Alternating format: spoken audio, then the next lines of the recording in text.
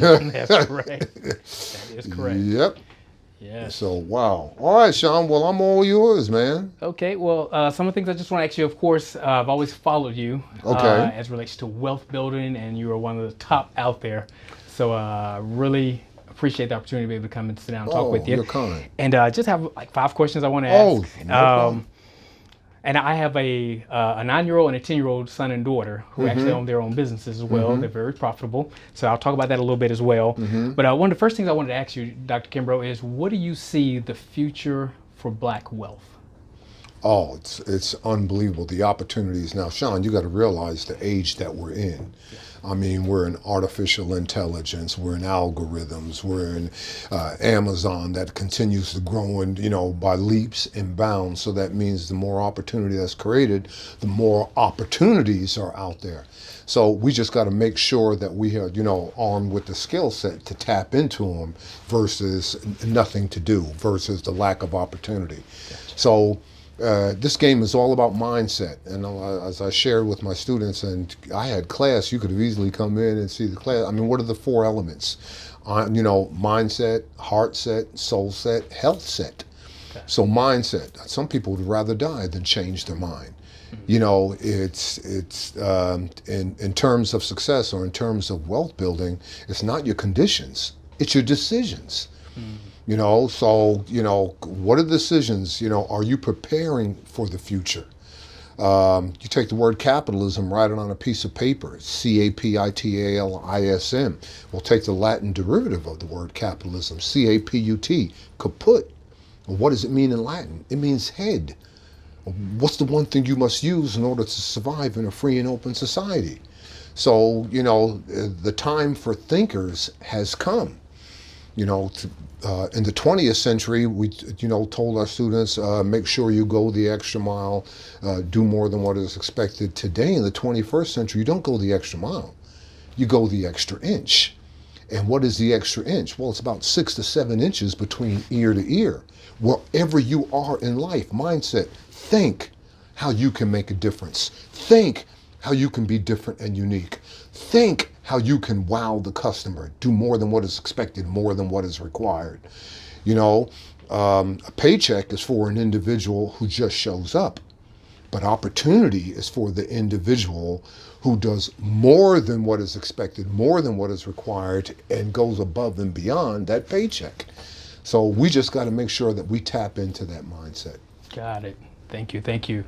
As it relates to generational wealth, as I mentioned, I have a 10-year-old and a 9-year-old daughter, and they are both entrepreneurs. And it's good that you're teaching them at this young age. Thank you. I mean, because Sean, more than 50% of your race, when they wake up in the morning, they're in survival mode. You're asking about goals and aspirations. I don't have time for goals and aspirations. I'm trying to get through this day by any means necessary.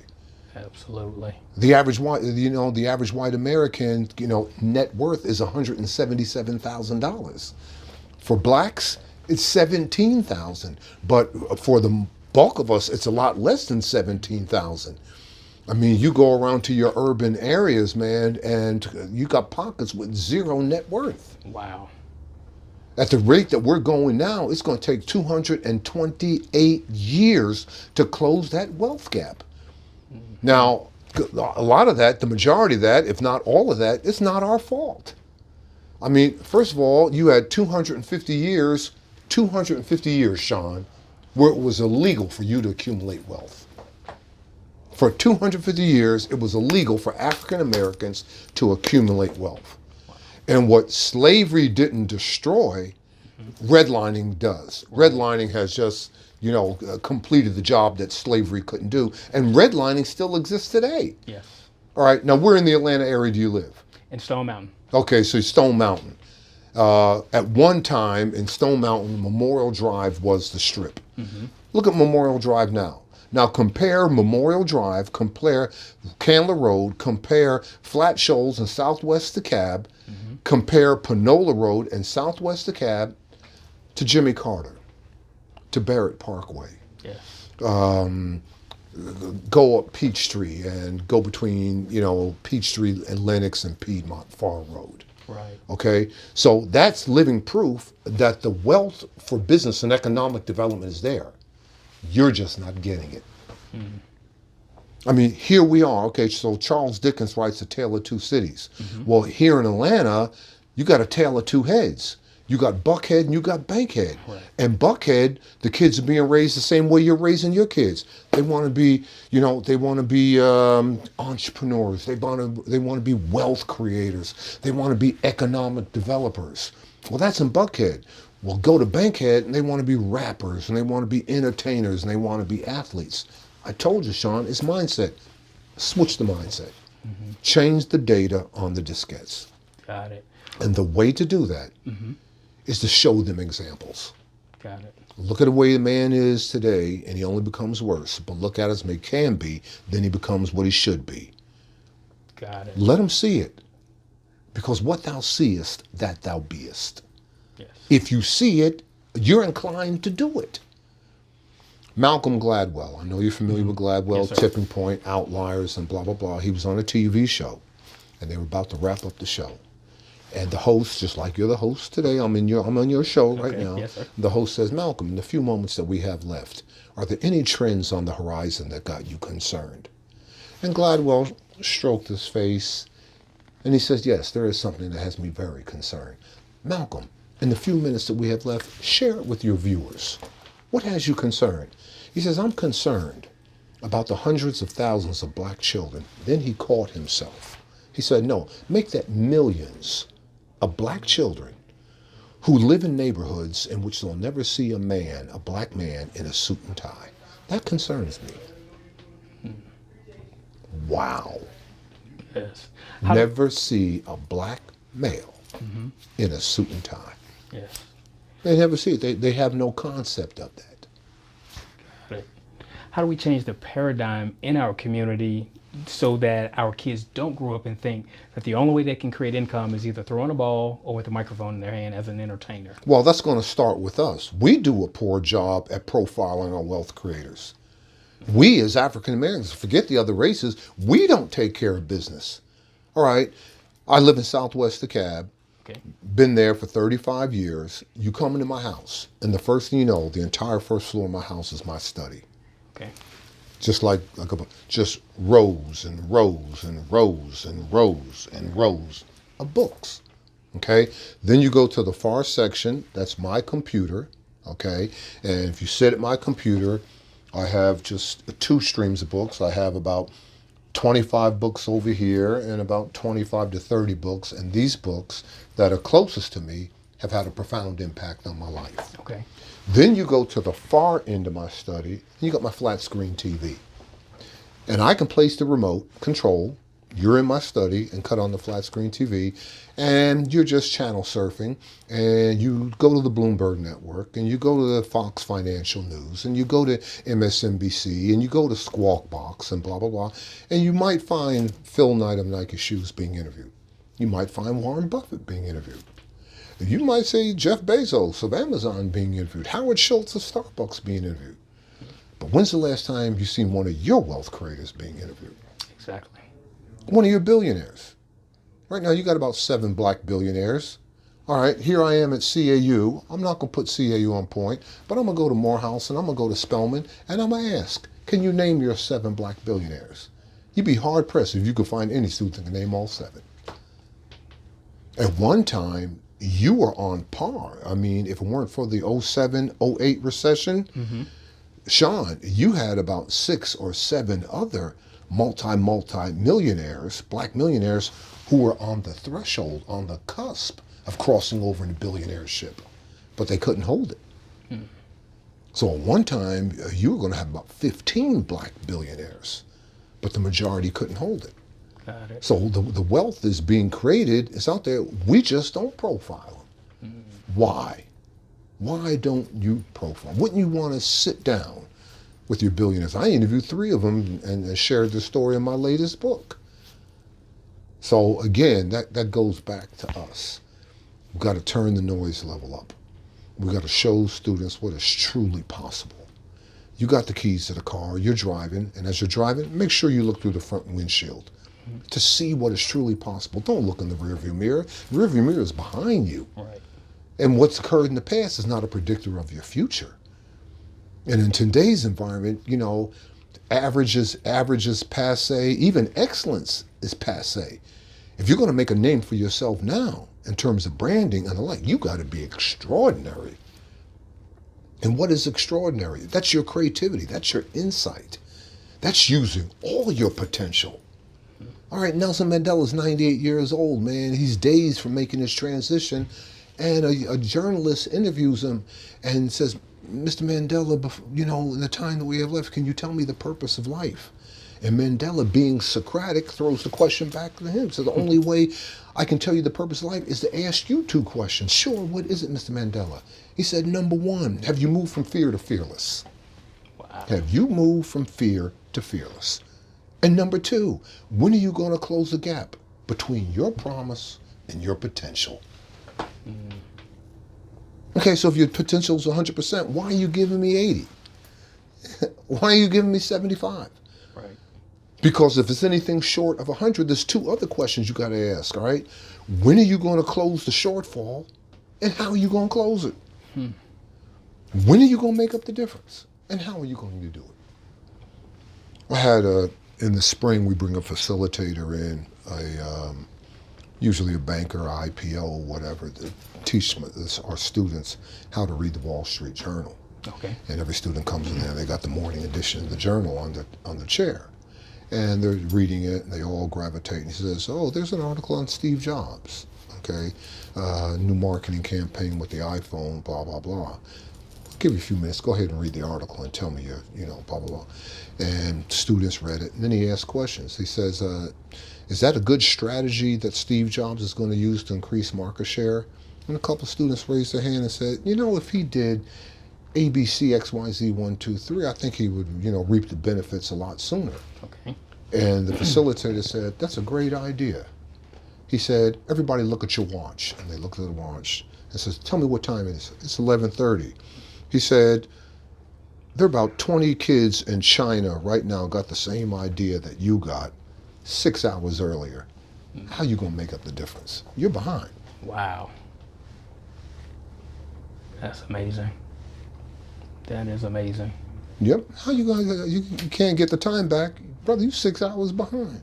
They already moved on. Right. And that's where we are. Got it. The greatest tragedy in life is not death. The greatest tragedy in life is to be alive, but not know why. Got it. We got folks out here alive right now and don't even know why they're here. Where do you see the African American community in the next 5-10 years with the growth of technology? And like you said, they're 6 hours ahead, 24 hours ahead, years ahead. Where do you see us, the trajectory or lack thereof of the African American community when it comes to being able to start bridging that gap in? Well, our economy is shifting right now. Number one, we're in a project-based economy. The days are gone where you go into corporate, work your 4 hours, get your ring, get your gold watch and whatever. And what do I mean by project-based? Students coming out right now will, go ahead and sew one project on top of another to go ahead and make up and comprise the 40-hour work week, based on their strengths. They might want to do a little coding. They may want to do videography. They may want to do, something within technology or whatever, and they'll piece them all together, project, to go ahead and build that 40 to 60 hour work week. So we're in a project base. Number two, we are in a recommending based community also. Everybody's rated now. Okay, and it all started with Uber and Lyft. I mean, what is Uber's claim to fame? They came up with an app and they put it on that smartphone and they said, we're going to give the patron, whoever rides in our car, the ability to rate us. And that was their claim to fame. Okay. So, what's good for Uber and Lyft is good for other markets. Look at Zipcar. Okay, and Zipcar is smacking Avis, Hertz, and Enterprise in the mouth. All you got to do is just launch the code on it, and you can drive, through your neighborhood, whatever. And who's using Zipcar? College students and baby boomers my age are using Zipcar. So you got to be on the tap, on the scout for opportunities wherever and whenever they exist. And the way that you do that, you're constantly taking in information. You're becoming a sponge for information. I mean, this is still the information age, and whoever has the information controls the negotiation session. Mm-hmm. You are in an information age, so you got to become a sponge for it. If you don't read, if you don't go to the seminars, and if you don't go to the conferences, and if you're not looking at TED Talks, and if you're not sitting in the front of the class, somebody else out in the universe will. And Sean, the day you meet that other person, you lose. Wow. You lose. Got it. For a person like myself, Dr. Kimbro, like I said earlier, I was a C student. Mm-hmm. And I didn't want to go the college route necessarily. Yeah. For people, and I remember, Dr. Kimbro, my high school guidance counselor, when I was in the 11th grade, she told me, based on your grades, Sean, the most you'd amount to would be a warehouse worker. Unbelievable. And that was not the right thing, I think, to teach a kid. Yeah. But I did go on to the Air Force. I was the only person in DeKalb County selected to go to the Air Force from the whole school district. And I had a background in aerospace propulsion and aeronautics, and jet engines. So I say that to say that I'm not like a dummy. Yeah. So what do you recommend or say to that student who can pull an A if they wanted to, but just didn't see I'm saying be introspective. Okay. Ask yourself some critical questions. Question number one, what would you attempt to do if you knew you couldn't fail? What would you do if you knew you couldn't fail? Number two, what would you do if no one ever paid you? What would you do without compensation? What would you do without numeraire? What would you do if no one, paid you for your effort? And then last but not least, what makes you come alive? Hmm. What one task or one assignment or what really gets your juices flowing? Because as my dear friend Simon Bailey says, what the world needs are people who come alive. People who are extraordinary, because those are the game changers, and that's who we remember. Mm-hmm. Now, you said that you were a C student. I tell my my students all the time, I'm glad you're smacking accounting in the mouth, and I'm glad you got a 98 average in micro and macroeconomics, and you are beating statistics in the head. But sometimes my sharpest students, sometimes my most capable students, sometimes my best students, well, they can be found daydreaming, looking out the window. See, again, going back to what I tell my students, I'll be 69 years old in December, and I've been around the block a couple of times. And, what I've seen is sometimes A students work for B students. And C students, they employ A and B students. And those D students who are hanging around the promenade right now, not in class, well, Sean, we got buildings named after them. Wow. Don't you poo-poo yourself. You just continue to take in the information. And that's where we are. You've got to dedicate yourself to lifelong learning. I mean, this journey that we call life is a huge classroom. That's all it is. And Sean, it's unlike any classroom that you've ever been in. What's so different about this classroom is that you're not only the student, you're the teacher. So what's my advice? Teach yourself well. Got it. There's two types of education. There's formal and informal. Non-formal. Formal education, all right, so you go get your degree, blah, blah, blah. Well, in many circumstances, that'll get your job. But informal education, that'll make you a fortune. Got it. And look at all the multimillionaires that I interviewed who are high school dropouts. T.D. Jakes, high school dropout. I interviewed him. Tyler Perry, high school dropout. I mean, so red bottom shoes, Christian Louboutin, high school dropout. It's not where you start, it's what you finish, and you continue. I mean, you can continue to engage lifelong learning. If you read, if you read whatever your field is, the field of your choice, okay? If you read 30 to 60 minutes a day, okay, after 3 years, you'll be known throughout your community. If you read 30 to 60 minutes a day, after 5 years, you'll be known throughout the country. If you read 30 to 60 minutes a day, after 7 years, you will draw world recognition. You'll draw world recognition. And that's basically the story of my life. Inquisitive. I wanted to read. I wanted to give me more information. I mean, when I was an undergrad at University of Oklahoma, my fraternity brothers called me the professor. They called me a professor when I'm a sophomore. Why'd they call me a professor? I always had a book under my arm. They knew exactly where to find me. Where? I was in the library. Where's Kimbro? Oh, you know where he is, in the library. By my junior year undergrad, I quit selling my books back. Nope, I'm keeping these. Wow. I'm keeping these. My youngest daughter, she's walking distance from receiving her doctorate.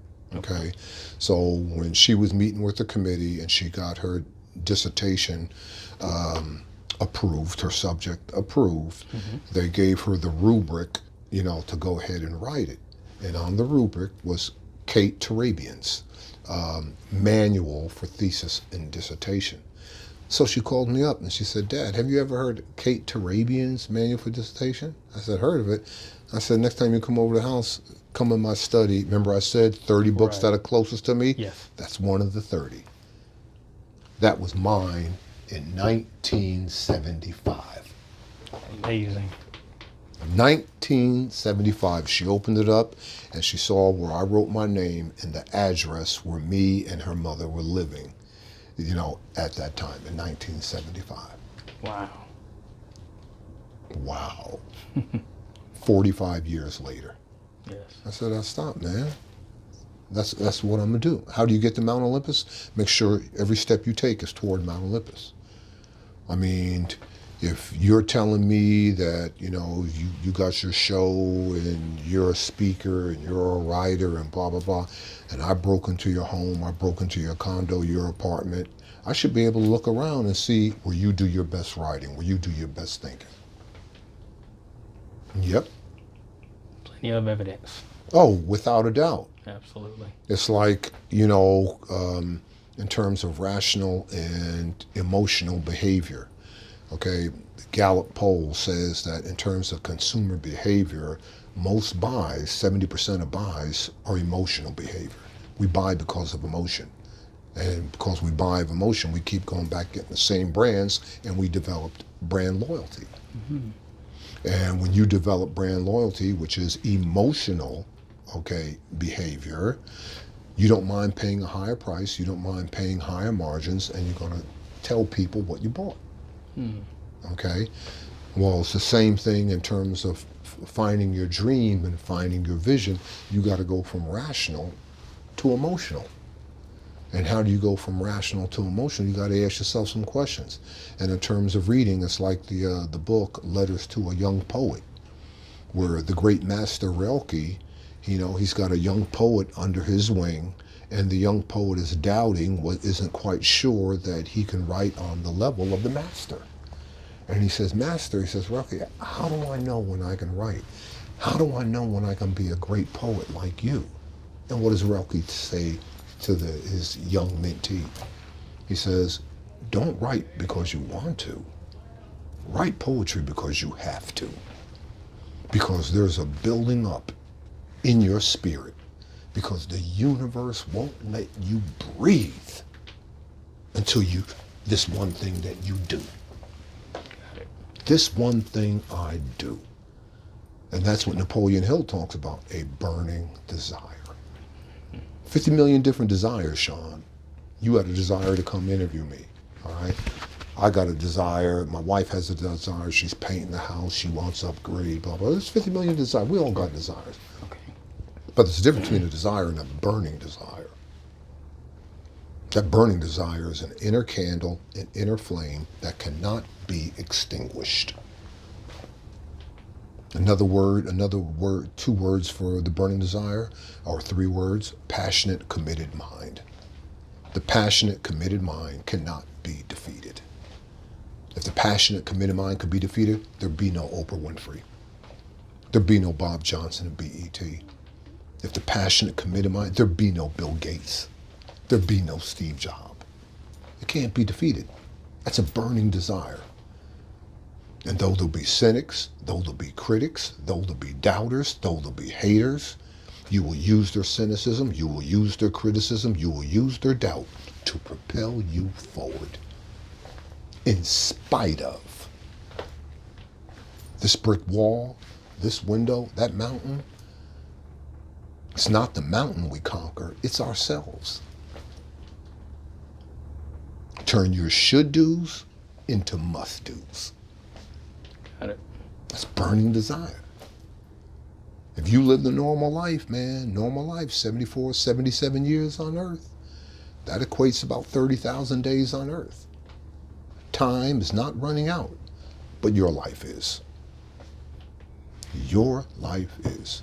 So the critical question, what are you going to do with the rest of life you have left? Got it. Dr. Kimbro, I don't want to take up much of your time, but I appreciate it. In closing, could you give a word of advice to my 9 and 10-year-old? What would you recommend to them as far as young entrepreneurs and where they believe in yourself when no one else will? Because they're at that formative stage right now, okay, where they could be a little on the cusp, an adult, someone they look up to and admire and say, oh, you can't do this, you can't do that. No. What I'm telling you, wherever you are, be inner directed versus outer directed. Got it. Don't you ever measure yourself with somebody else's ruler. Don't do that. Don't do that. Man, you are the master of your universe. See, my students are reading Stephen Covey, and Stephen Covey, what is habit number 1? Be proactive. What does that mean? It's everybody's given a clean sheet of paper, and you can write whatever you want to write on that paper. Whatever you want to write. It's yours. Got it. It's powerful. Adios, my brother. Here you go. Thank you so much. No problem, Sean. Thank you.